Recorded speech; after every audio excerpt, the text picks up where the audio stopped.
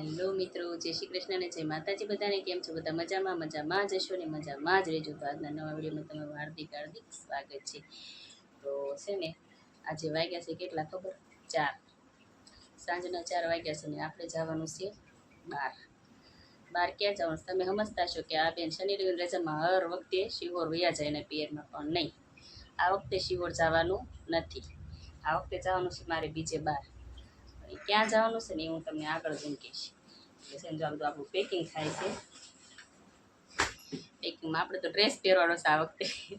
પહેલી વાર તમારી બેન તમે ડ્રેસમાં જોશો. હું ત્યાં જઈશ ને ત્યારે પહેરશે, ત્યારે તમે સાડી જ પહેરી છે.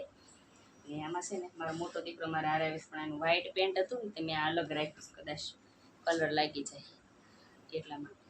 ને આમાં થોડુંક છે ને નાસ્તો દીધો એ અમારે જ્યાં જવાનું છે ને એના માટે.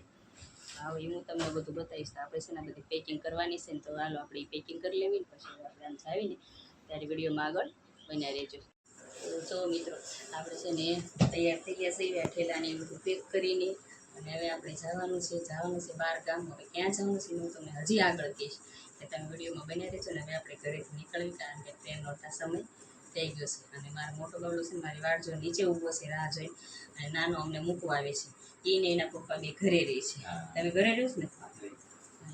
ઘરે રહેવાનું નથી આવું હારે, એને નથી આવું. એટલે એ લોકોને ઘરે મૂક્યા ને અમે જ આવી છીએ બે માં દીકરો.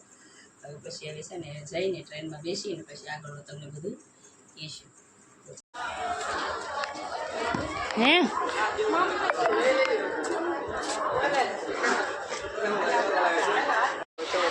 બેસી ગયા ટ્રેનમાં. હવે ટ્રેન ઉપડે ત્યારે તમને ખબર પડશે ટ્રેન ક્યાં જરૂરી રહેશે ને આપણે ક્યાં ઉતરવાનું છે. તો ચાલો મારી સાથે બેસવું એ ટ્રેનમાં, તો આવી જાઓ.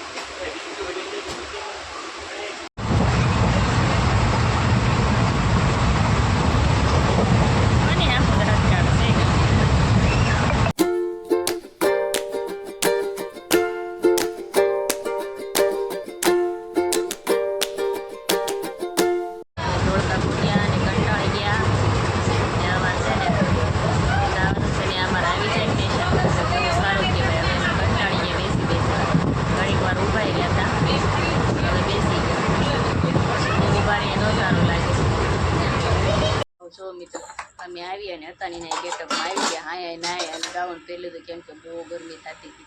એટલે પછી આપણે સીધા આવીને બાથરૂમમાં મારી બેન કે પાણી તો પી લે. મેં તો પાણી પછી પીવાનું છે. તો આ પાણી કે માસી પાણી પી લો. મેં તો પાણી આપણે પછી પીશું.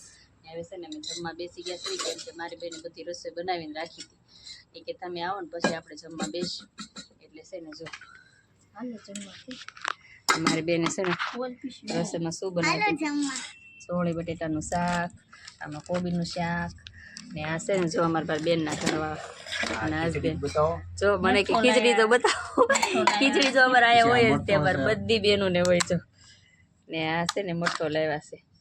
એ કે તમે આવવાના હતા ને એટલે મઠો લઈ આવ્યા કહીશ. આ છે ને મારી બેન છે ને એમના ઘરવાળા છે ને આ મારી ભાણકી છે. હા કહી દે બધાને. પીશું હા કહી દે. હા હાલો જમવા કે જમવા. તો જો મિત્રો, મારી ભાણકી કહે છે બધાને જમવાનું, તો આવી જાઓ જમવા. ચાલો હવે અમે જમી લઈએ, કેમ કે મોડું એ બહુ થઈ ગયું છે. તો હાલો જમવા. તો ફાઇનલી મિત્રો અમે જમી લીધું છે. જમીને અમે છે ને બહાર બેઠા હતા અગાશી ઉપર જમવા, કેમ કે બહાર મસ્ત મજાની હવા આવતી હતી ને, એટલે મેં એમ કીધું કે ભાઈ આપણે આજ બહાર બેસીએ. એટલે મેં બહાર બેઠા. ને એનું વાતાવરણ તમે જો, લોકેશન કેટલું એક નંબર છે. જો બધી લાઇટો ને જો